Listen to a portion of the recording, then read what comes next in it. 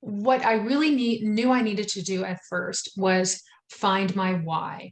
And I really believe before you make any big change in your life, whether it's changing jobs, getting a pet, moving to a new city, you have to understand your why. It's really personal.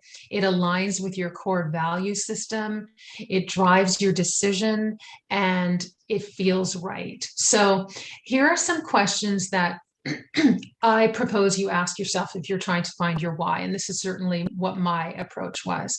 So, what do I care about? So, for me, what I cared about was being really careful with resources, reducing waste, avoiding toxins, and using natural products. So, those are just things in my life that I really care about. And then I thought to myself, well, what am I good at? What do I enjoy? I'm really good at organization, administration, project management. And what I enjoyed was I had been making candles for myself and friends for years.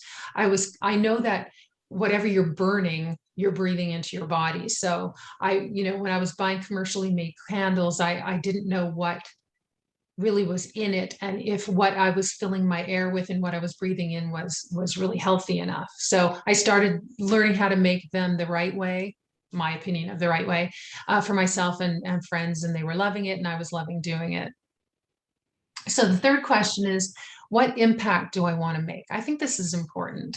And so, okay, making scented products for the home, it's not curing COVID, it's not curing cancer, it's not really important. But for me, it meant giving people moments in their day where they feel calm and happy, especially at those first months, years of COVID. It was in the fearful first days. People were staying home, they were stressed, and I really wanted to provide a healthy alternative to what was available commercially.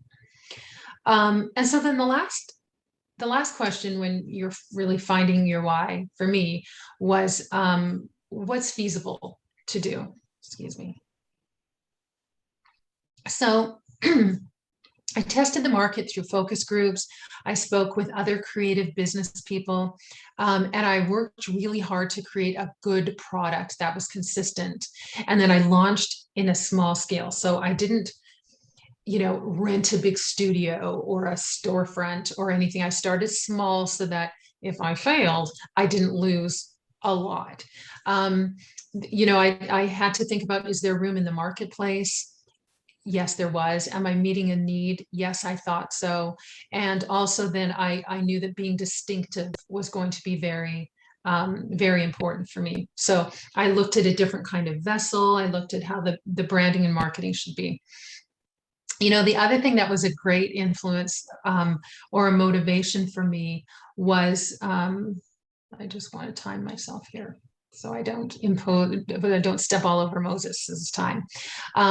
My sister and her daughter, my niece, had probably 3 years earlier launched a small home-based business that had exploded and became very successful very quickly.